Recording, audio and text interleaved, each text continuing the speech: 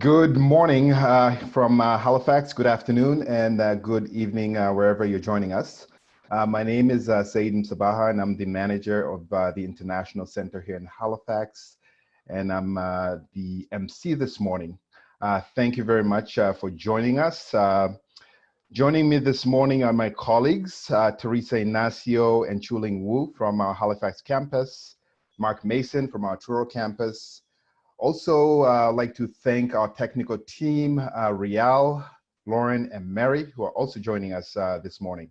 So, welcome. Before we start the session, I'd like to acknowledge that Dalhousie University is located on Mi'kma'ki, the ancestral and unceded territory of the Mi'kmaq people, and we are all treaty people. So, a few housekeeping items.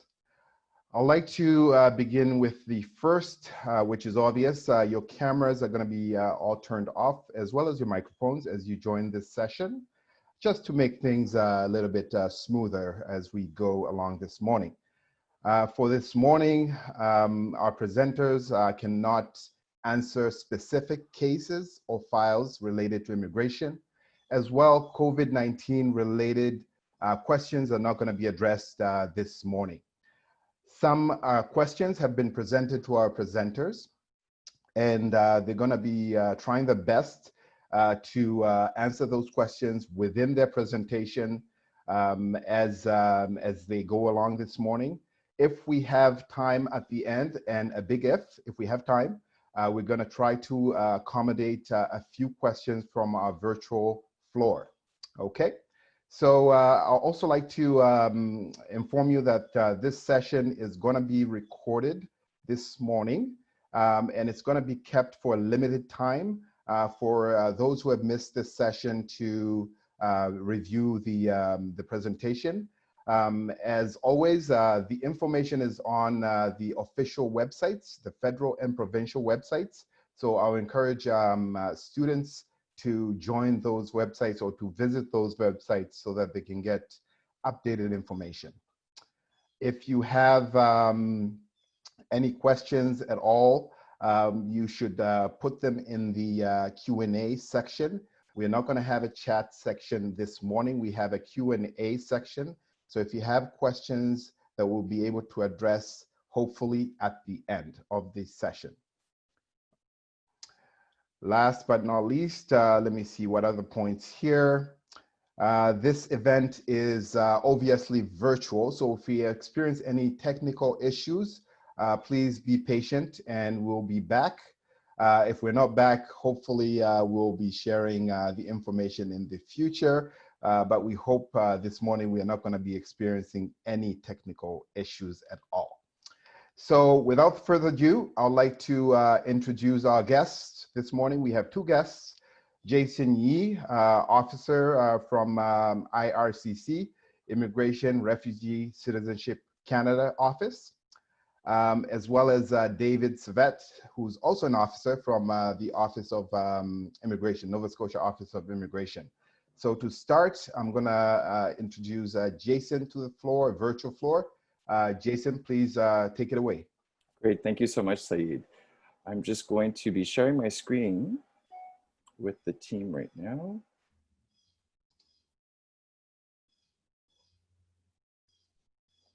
Great. Great, so hello, bonjour, and thank you so much for joining us today. My name is Jason Yee, and I am an outreach officer with IRCC. As Saeed mentioned, that's Immigration, Refugees, Citizenship Canada, the federal government. Today's presentation is a journey to permanent residence in Canada for international students and will be delivered in English. As Saeed mentioned, policies and programs change, so it's really important to consult our website to have the most up-to-date information. What's great as well is that after this deck will be shared, and each portion that is underlined is a hyperlink to our website. So you'll be able to consult and have the most detailed information as well. During the presentation, I will be turning off the camera just so that you can focus on the presentation, and David and I will be joining afterwards for the question and answer period.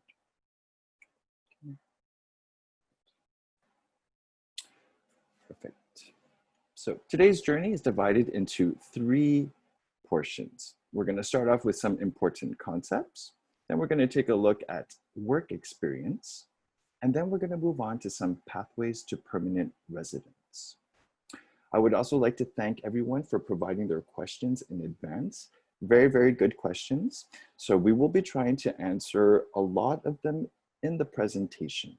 So if we focus a bit more on certain topics, it's only because we received some questions about those areas. Great.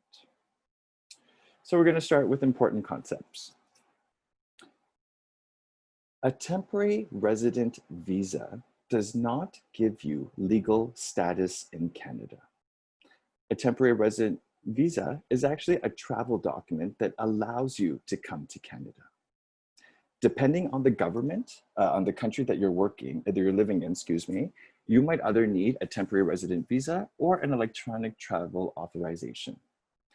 Once you arrive to Canada, you'll be greeted by a border services officer who will make a decision on your admission, your legal status, so either a temporary resident or a permanent resident, and how long you will be able to stay in Canada. Okay. A temporary resident is in Canada, usually to study, to work, or to visit. To do so, you're in possession of a study permit, a work permit, or a visitor record.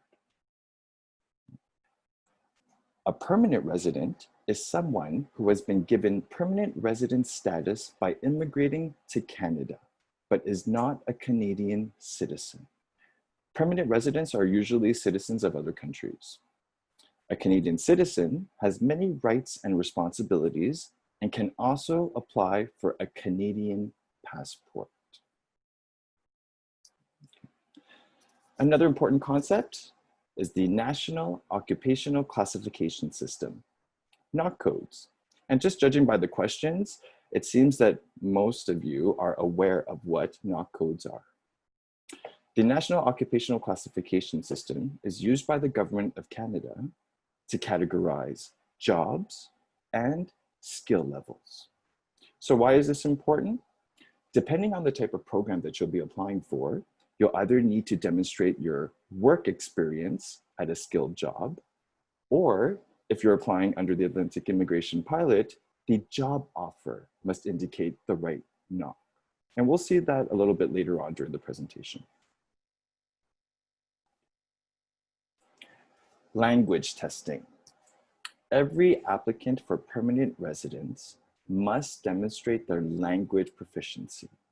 These are the approved language tests available, and they are then equated to the Canadian language benchmark.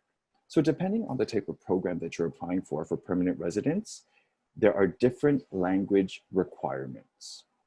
Why is this an important concept to be introduced to? Well, for language testing, number one, there is a cost. So that is something important for you to factor in. The second part too is the time. So you're gonna have to plan as to when is the best moment to take your language tests. And we'll be able to see that a little later on when we go through the programs. What is an educational credential assessment, an ECA? An educational credential assessment is basically a foreign equivalency of any education that was outside of Canada. So many questions that we've received was, do I need an ECA? If your highest level of education was completed in Canada, then you do not need an assessment.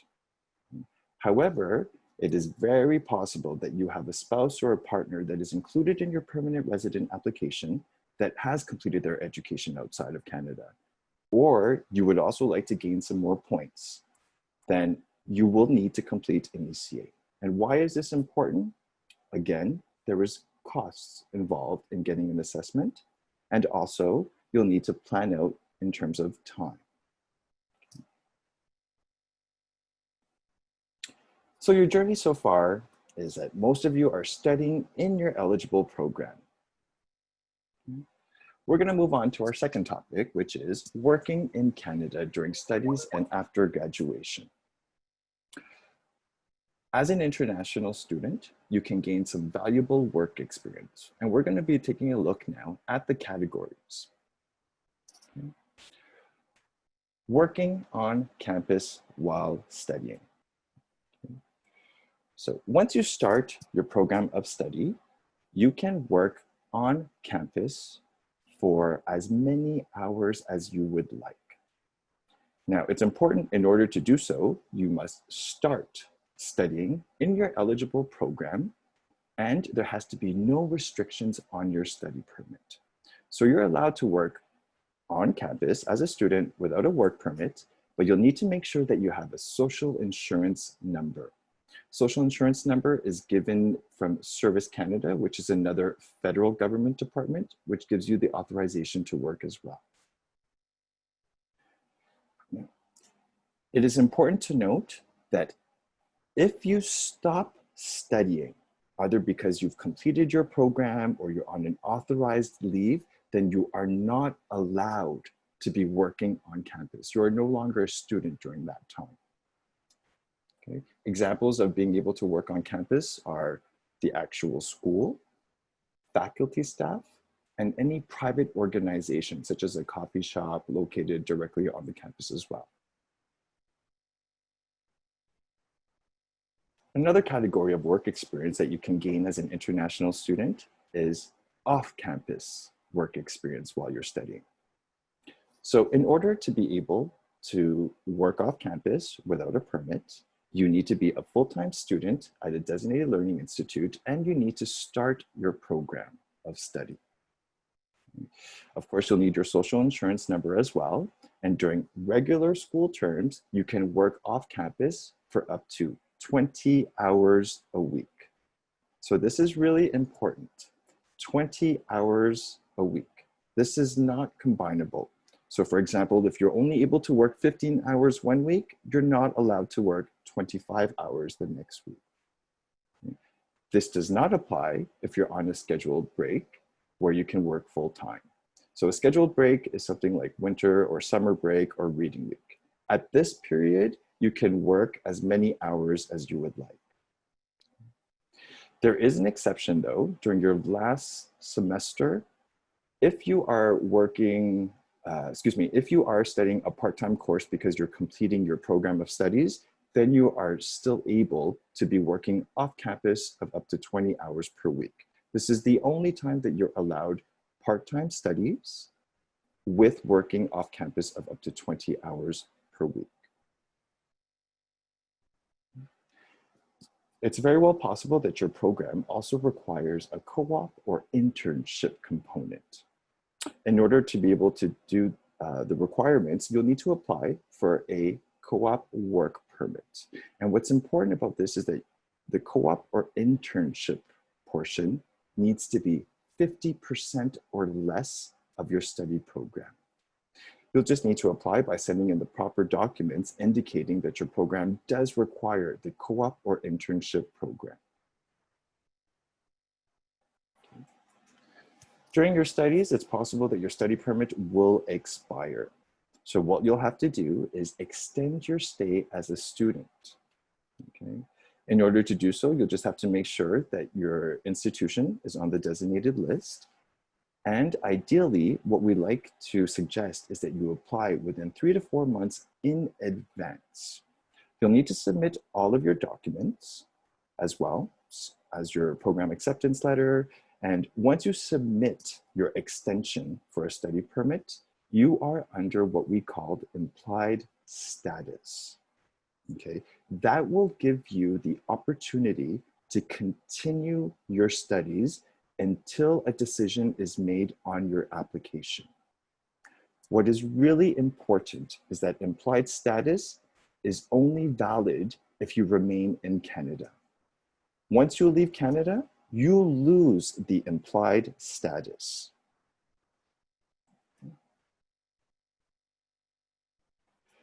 So let's pretend you're at the end of your studies.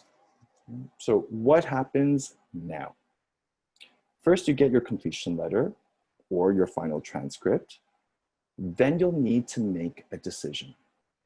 You'll have to decide if you would like to leave Canada or if you would like to stay in Canada.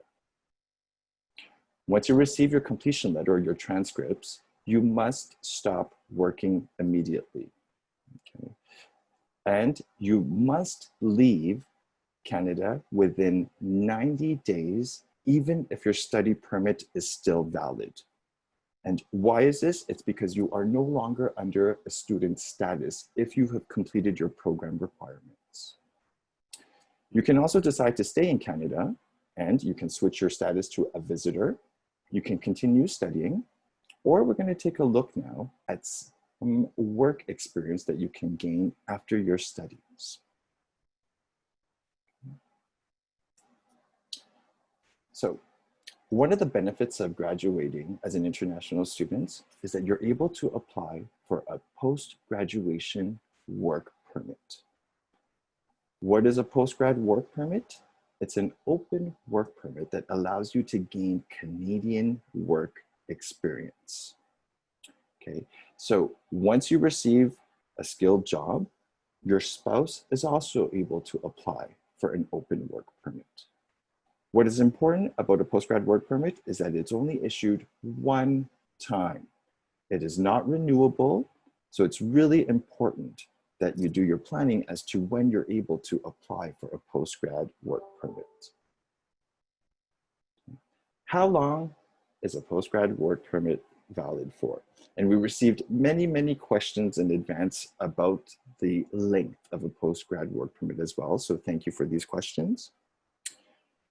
The length really does depend on the length of your study. So if your program is less than 8 months, you are not eligible for a postgrad work permit. If your program of study is within 8 months to 2 years, then your work permit will be for the same amount of time as your program. For example, let's say your program was 9 months, then your postgrad work permit will be valid for 9 months. If your program was 2 years or longer, then your postgrad work permit is valid for 3 years. That is the maximum period of the open work permit.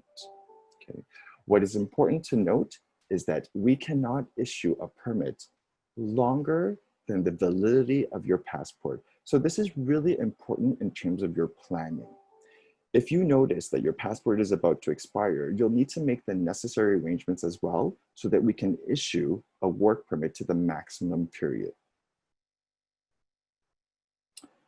How do you qualify for a postgrad work permit? You need to successfully complete your eligible program and studied full-time at a designated learning institution.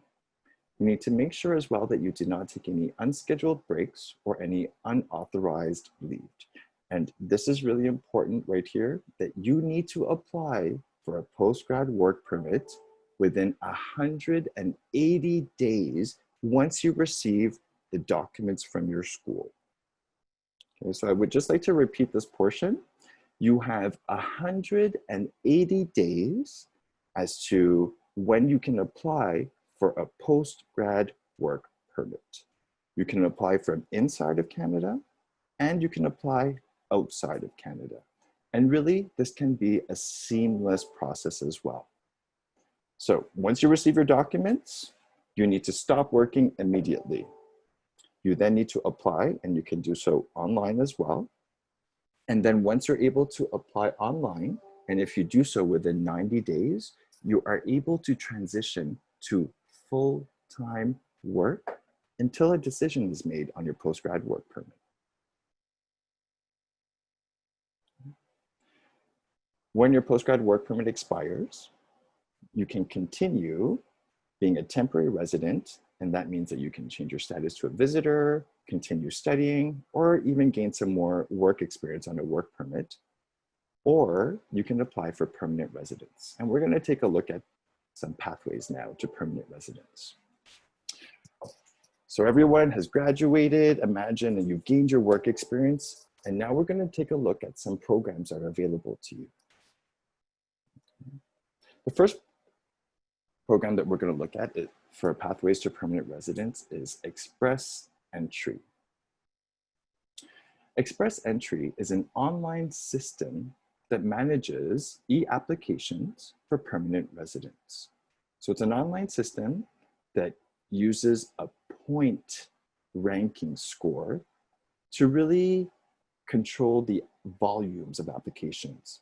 Now, as you can see, once you create your profile, you're placed into an express entry pool. And the second step, you'll receive an invitation to apply.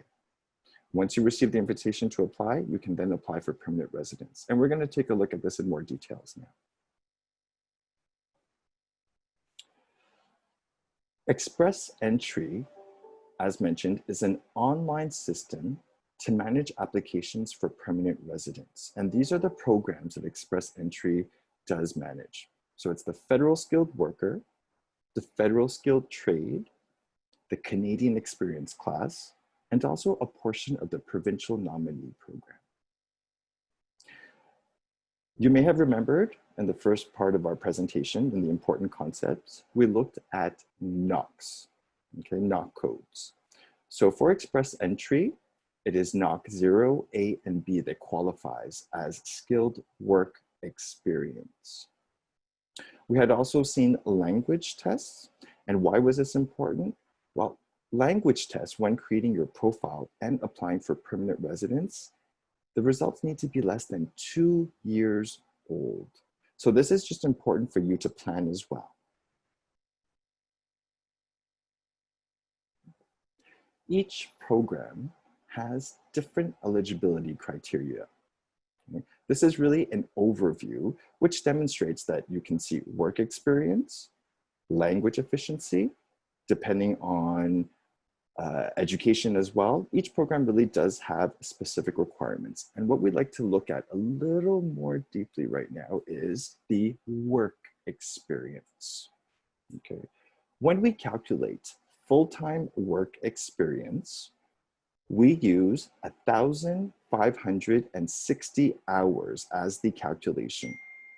So full-time work is really 30 hours a week for 12 months. If you have part-time work experience, then that would just be double the time. So it's 15 hours a week at 24 months. Okay. And again, if you have 2 jobs, well, really, we're looking at 1 year full time. So again, nothing changes with the 1,560 hours. We received many questions about work experience in advance. So something I would just like to highlight over here is that for the Canadian Experience class, work experience during full-time studies does not count. Okay, so this is just really important to note. However, experience while studying can count under the Federal Skilled Worker Program. I would strongly encourage you to visit our website just because there are specific requirements in terms of what counts as experience and under which program you're interested in applying for.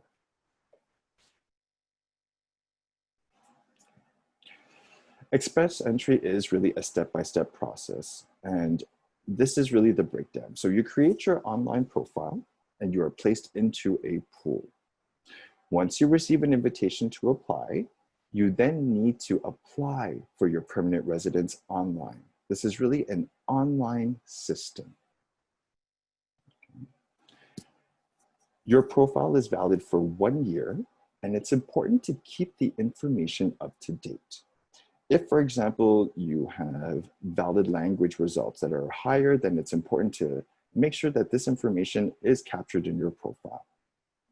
There is no guarantee that creating a profile will give you an invitation to apply for permanent residence as well.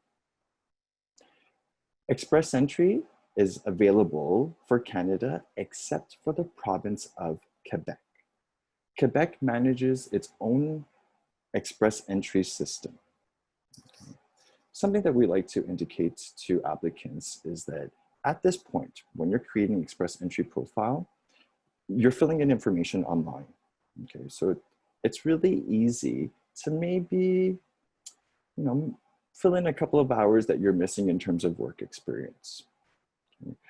It's really recommended that you do not do so. Okay. You need to be truthful with the information that you are providing in your profile, because at a later point in the process, will be asking you to submit the justifications and the proof based on the information that you've provided.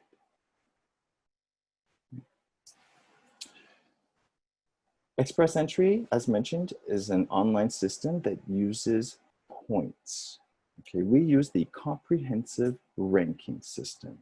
And if you do click right in the middle of the page afterwards, it'll bring you to our website where you can have more information about the points.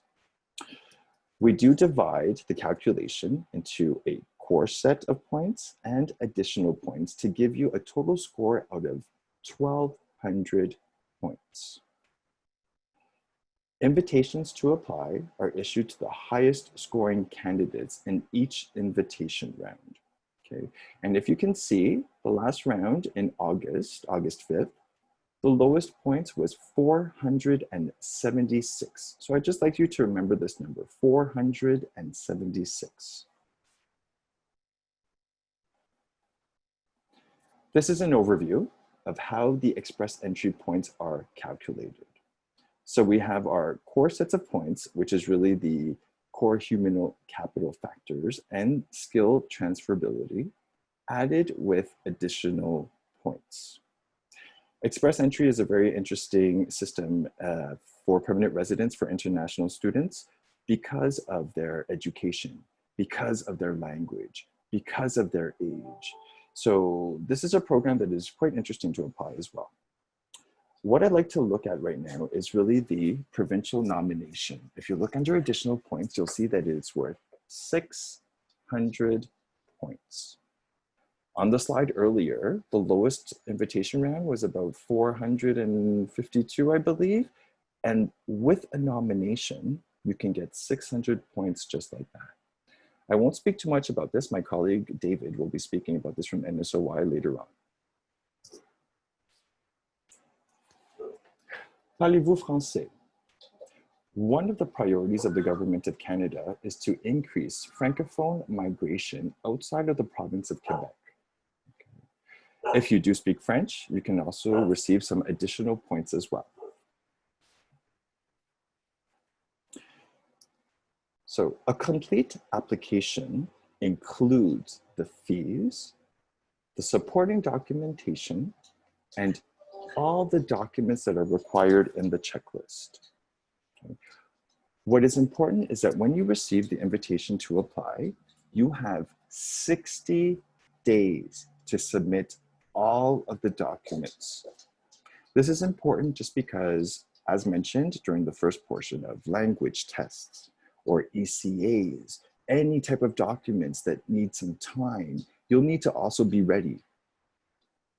For complete applications, we process in about 6 months or less, 80% of the time for applications. So that means that you can receive permanent residency if your application is complete within 6 months or less. That is really quick for permanent residents. If you're not eligible for express entry, there are other pathways as well.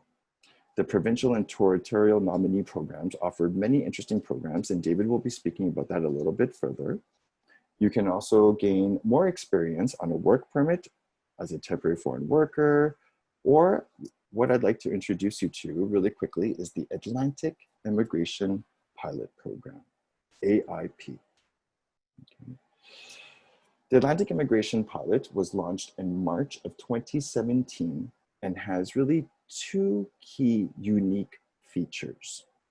It is a program for permanent residents that is reserved specifically to the 4 Atlantic provinces. So that's Nova Scotia, New Brunswick, Prince Edward Island, and Newfoundland and Labrador.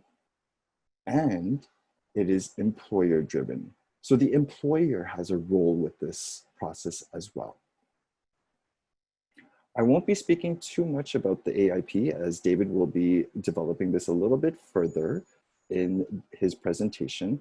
However, what I really wanted to mention about AIP, just because of the questions that we've received, is that AIP also offers NOC-C in terms of the job offer and experience. Okay. How much money do you need? When you apply for permanent residence, you'll need to include the application fee and the right of permanent residence fee as well. We've also received some questions about proof of funds. Now, proof of funds is really a requirement depending on the program that you're applying for. Proof of funds is to demonstrate that you have enough money to support you during your journey here. Now, depending on the program, there can be exemptions as well. For example, if you have a valid job offer. Okay. I would encourage you to visit our website just to see what program you're applying for and to see if you're really exempted from that requirement of proof of funds. So now our journey through permanent residence is complete. Okay, as mentioned, there are many federal and provincial programs that can really give you permanent residence, and it really does depend on your unique combination of skills and experience. David will be presenting his presentation right now with NSOI programs, and what's important to note is that ultimately IRCC is responsible for granting permanent residence of Canada. I will now pass on the presentation to David. Just to mention as well though, when you'll be reviewing the actual deck, there are some additional slides at the end for your reference as well that are support tools. So you can contact our client support center. You could also visit our web form, and there are additional slides of how you can gain more points for express entry. Great, thank you. And now I'll pass on the presentation to David. Thank you, Jason. Hello, everyone. I'll just put on my video for a couple seconds so you can see my face. Hi, everyone. I'm here. I'm David. I work for the Nova Scotia Office of Immigration, and I'll be sharing my presentation as well. And here we go. So thank you, Jason, for your presentation. It's very interesting. It has a lot of information for everyone. And like Jason said, the information we give in our presentations are valid right now at this moment, but it can change very quickly. So you are encouraged to check on IRCC's and NSOI's website for the most up-to-date information that you can find. So first of all, I would like to say thank you. Well, if it's working. It looks like my computer has frozen a little bit, but it will come back to life.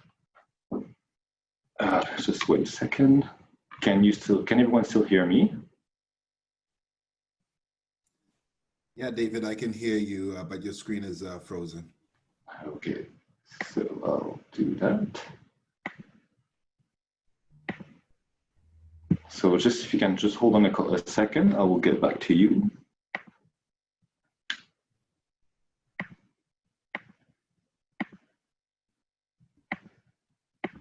All right, can you see the screen now too?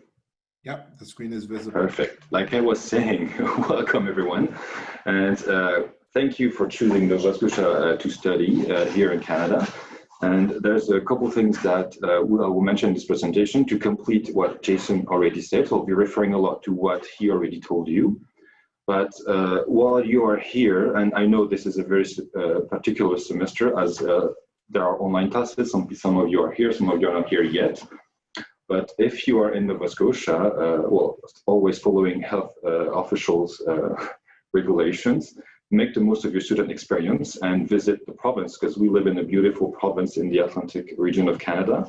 And as Jason mentioned, if you are allowed to work during your studies, but please do so to get Canadian work experience, because that will allow you to improve your language skills and to get more experience here in Canada.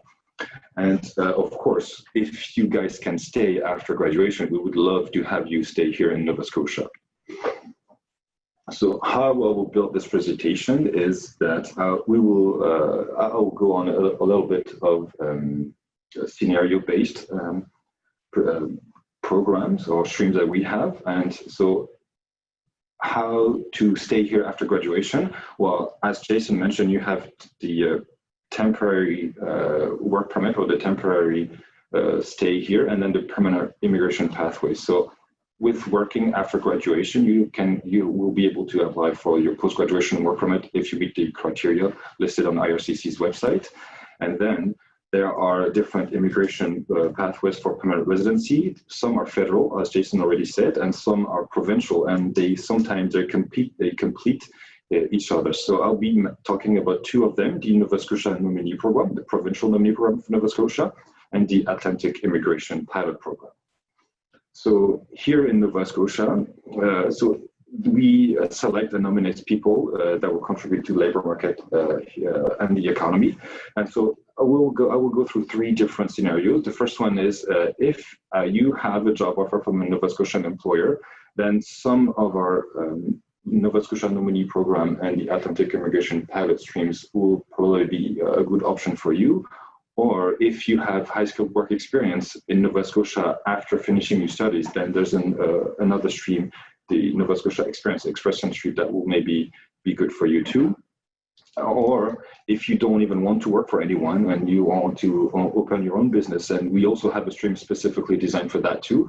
And we also have one that's specifically designed for international graduate, because the questions that you sent were very helpful, thank you. And a lot of them were about, if we had streams designed specifically for international graduates, and yes, we do.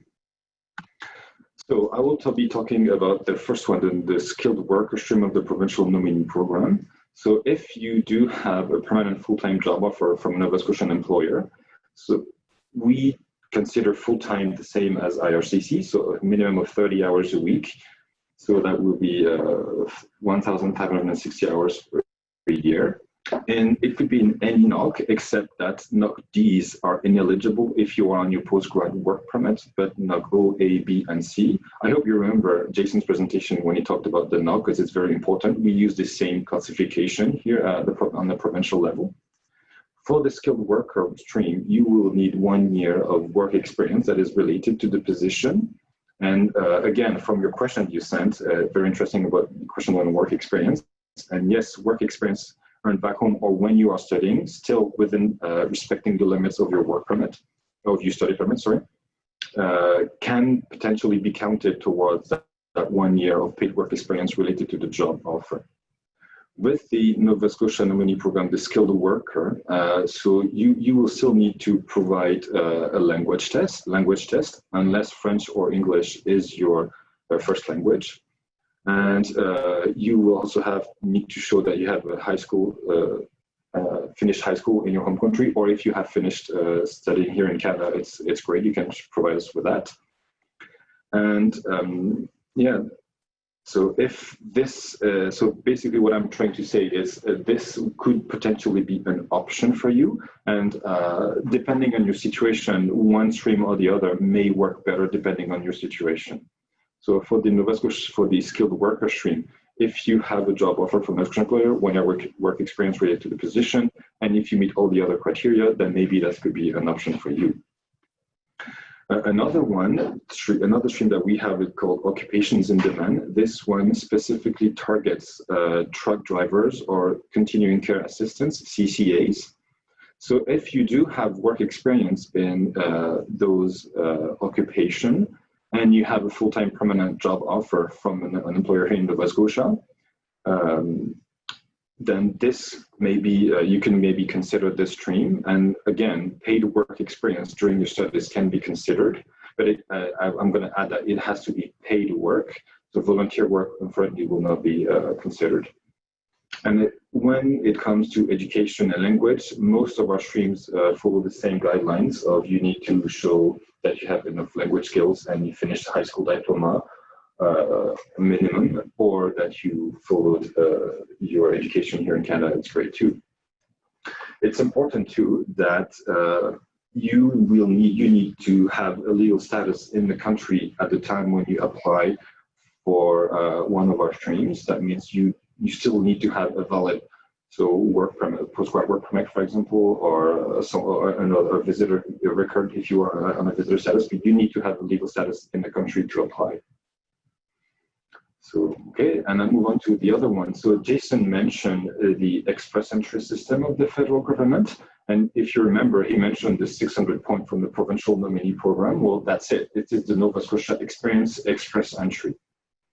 With this stream, when you have completed your studies and you work after finishing your studies, you work for a year in a skilled position, so in a O, A, or B, then you can apply to the provincial nominee program for the Nova Scotia Experience Express Entry. And if you have, you will need to have an Express Entry profile up and running. And if you meet all the criteria and you're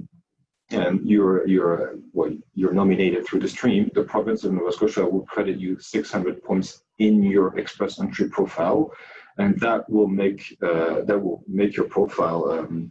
You'll have 600 more points in your profile on top of what you already have.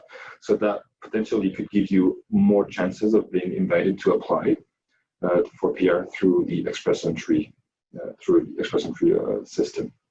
But like Jason said, there is no guarantee that you will be invited to apply, but this is just to give you another option where you do this. So for this stream, you don't need to have a job offer with a Nova Scotian employee. You only need to have 1 year of high school work experience in Nova Scotia after graduation. And then one stream that is specifically designed for international graduate is the International Graduate Entrepreneur. So if you don't feel like working for anyone and you would rather open your own business, then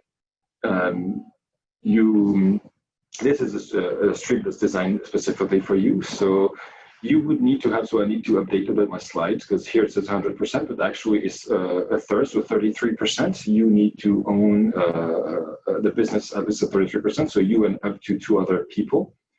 And you need to have graduated from Nova Scotia University or a Nova Scotia Community College, and you need to operate the business for at least a year.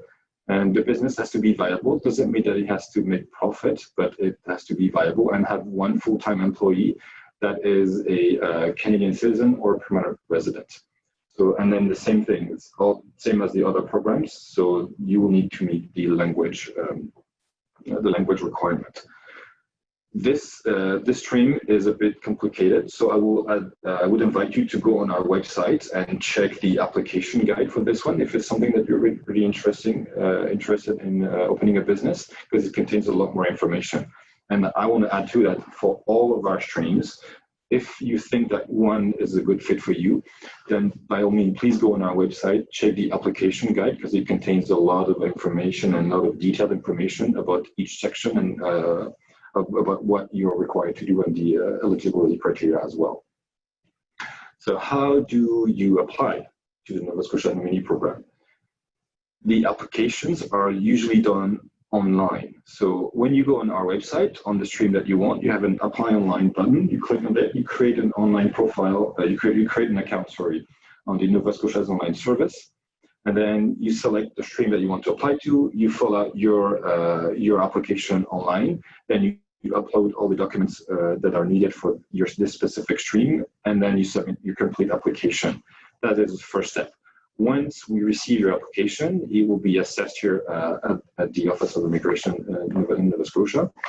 And if it's approved, you will be nominated. And when you are nominated, that's when you move on to applying to IRCC, because as Jason said, IRCC are the one granting any work permits or permanent residency or citizenship application.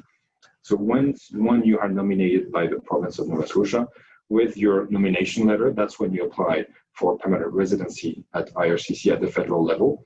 And I want to add at the same time that for some of our streams, so for the skilled worker or occupations in demand, for example, there is a possibility to have to apply for a temporary work permit while your permanent residency application is being processed at the federal level. So basically what that means is if you apply to our office and you are nominated, you can also receive a letter of support. And so with this letter of support, you can apply for a temporary work permit at the same time as you apply for PR with the nomination, the nomination letter. So that's what I'm going to say about the Nova Scotia Nominee Program. Now, I will move on to the Atlantic Immigration Pilot. Jason talked a little bit about this in his presentation. So it's an Atlantic, it's a federal program, but the province have a say.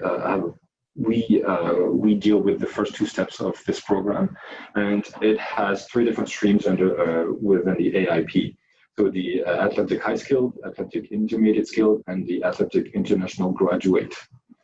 So the NOC codes for the AIP are O, A, B, and C. NOC Ds, unfortunately, are not eligible for the Atlantic Immigration Pilot, but I'd like to point to you the Atlantic International Graduate stream of the AIP, where no work experience is required. So that means that when you graduate, you have your postgrad, and you graduate from at least a 2-year post-secondary educated institution in Atlantic Canada.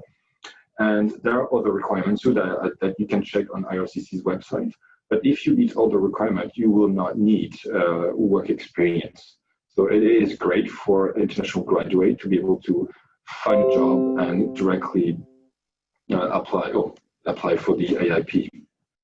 So for the Atlantic Immigration Pilot and the International Graduate Program, you still need to have a full-time permanent or a 1-year contract from an employer in Nova Scotia, and the employer has to be designated from the province. So it could be in NOC A, B, or C. And you need to have your degree, a minimum of a 2-year degree diploma from a university here in Canada, a recognized publicly funded institution. And you have to be graduated from the last 24 months before your PR application is submitted, and lived in Atlantic Canada for at least 16 months prior to getting your degree. And same as all the other programs, the language test is required for the AIP with a CLB, so Canadian Language Benchmark of 4. Now, how does the AIP works? So as Jason mentioned, this is an employer-led program, which means that the employer will be the point of contact with the province. So the first step, the employer has to become designated. So the employer has to contact us, Nova Scotia Office of Immigration, to fill out a form to become designated. Once they are designated, they are able to send an endorsement application. So that's when they make a job offer to an international graduate or foreign national. And once they have gathered all the documents required in the endorsement application, again, it is the employer who will send the application to our office. And if the application is approved, then at that time, you as a candidate, you'll receive the endorsement letter and the letter of support that is optional. So with the letter of support, you could apply to a temporary work permit. And with the endorsement letter, that's where you apply for your permanent residency at IRCC at the federal level. Like we said in the past before, only IRCC can grant you work permits and permanent residency. Yeah, so these are options, and there are more options. So I've only talked about 4 streams, but there are more than that. And when Jason said that there are streams that are linked with the express entry system, that is true. We have another stream that's called labor market priorities, where provinces can go into the express entry pool and select candidates that meets the labor needs of the province. So that is also another option to consider. And I would like to point out again that to have more information, the most up-to-date information, please visit our website. I will include the address of our website in this presentation. And yeah, so that's how you get the most up-to-date information on both our websites. And now, because I'm probably boring you to death already, so I'll be playing a little video. So please sit back and enjoy that video.